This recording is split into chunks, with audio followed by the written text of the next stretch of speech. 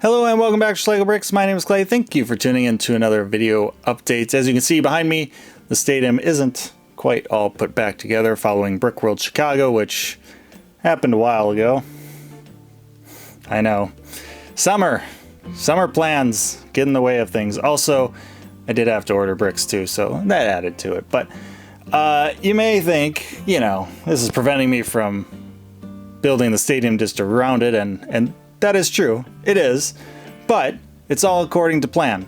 Because the way the stadium is now, the fact that I had to disassemble it to bring it to Brick World Chicago, and I have it disassembled right now, before I put it back together, it's in a perfect state for me to make a small little tweak to it. And I want to reiterate, don't get me wrong, the stadium is done, but there's one small little tweak I want to make to it while it's in this state before I put it all back together. So that is what we're doing in this video, and that is what we're gonna do right now. All right, so here's the deal. As you can see, the stadium is not all put back together. It's not all connected and one cohesive unit, right? One of the main reasons I built a football stadium or a stadium with a big field is because I wanted to have a versatile sports stadium. Instead of building, a baseball ballpark or a basketball or hockey arena, I wanted to have a large kind of field so that I could host a variety of events. I could host like football, which is what the configuration is now of the field. I could do soccer like for next year's World Cup, or I could even probably find a way to fit a baseball field into this. It would be not so great, but I could probably find a way. I could even do like a, Winter Classic or a Final Four type of setup too. So, the versatility is really why I built the stadium the way I built it. But to be able to be versatile, I need to be able to remove these end zones. And right now, there's not really a good way for me to do so. And you gotta imagine this all being together. Yes, I could pull this all apart, but when the stadium district is all around the stadium, I can't just pull these sections all apart and everything. So I need a solution to be able to, not have to deal with that, to make it easy for me to switch out this end zone for just basically playing grass for soccer or whatever. And I can't really do it right now. I can't use a brick separator. You can't get in there and remove anything. You could use like a big brick like this to try and remove some pieces, but if you do, it's not going to be a very efficient method, and it would be very time consuming and a pain in the butt.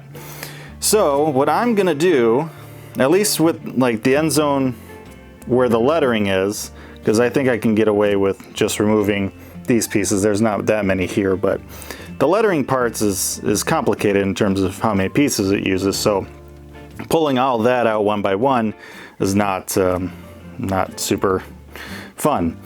So what I'm going to do is convert the end zones where the lettering is, both this end and over there, into kind of a tray-like system. And you might know something similar, a similar system. I don't know if it's still used. I knew it used to be used in the new Meadowlands MetLife Field, where the New York Giants and New York Jets play. They use, or at least they used to use, a tray system to change out the end zones, because one team is blue, one team is green, and they share the stadium, and they gotta switch it out, and they don't want to just paint the end zones and everything. So we're gonna do a system similar to that. So yeah, let's first remove what we got. All right, so for those of you who haven't seen the early videos of building the stadium, these Mills plates that the stadium was built on use these 16 by 16 plates.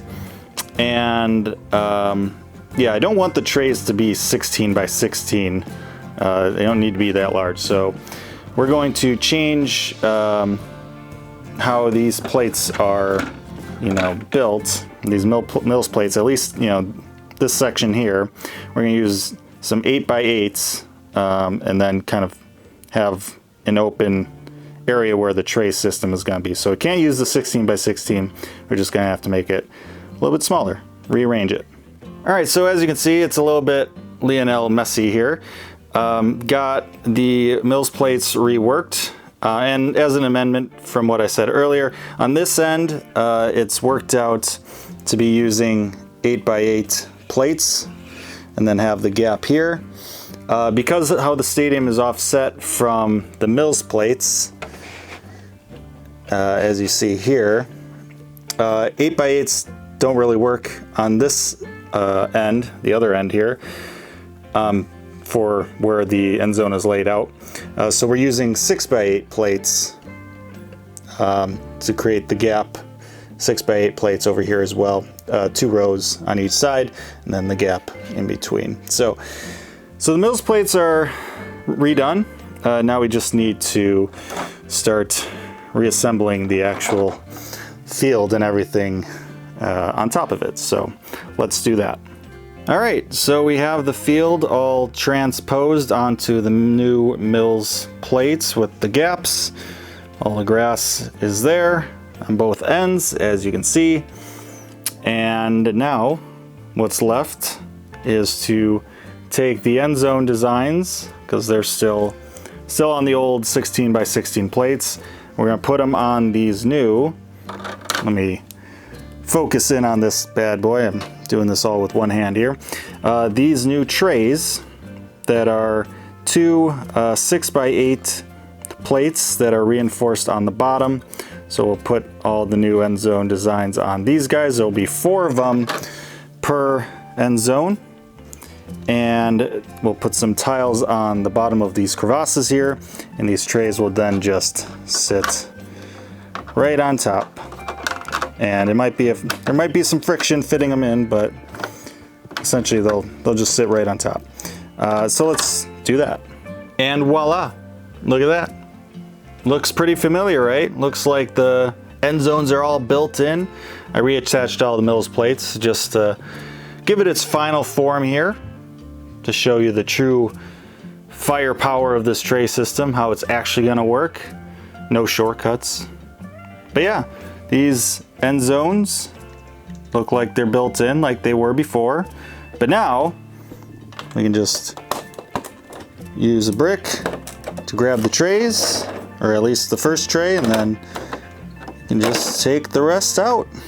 Just like that. Boom, boom, boom.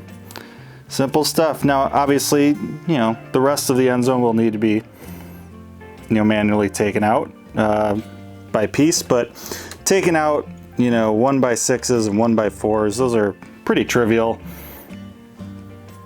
Not too bad. It's really the text.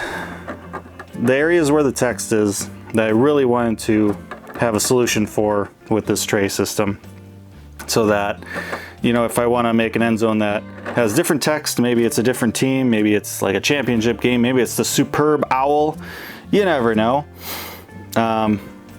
You know, these are all pre-made, and I can, you know, switch them in and out pretty easily. So yeah, in terms of the tray system, if we zoom in here and focus, basically it's just a plate and then a tile to be, you know, 2 studs tall, and then the rest of the area is just 3 studs or 3 plates. So each tray is 3 plates tall. So essentially the size, you know, the height of a brick. But yeah, you just doing this with one hand, sorry. But it's pretty simple. I say that. It's actually simple when you have 2 hands. I'm telling you, I'm not doing a good job showing this as per tradition. Let's get rid of that. There we go. Look at that. Boom. Easy. Even with one hand, you can do it. You just need a little willpower. But yeah, just, you know, put them in, slide them in, whatever you gotta do, and there you go.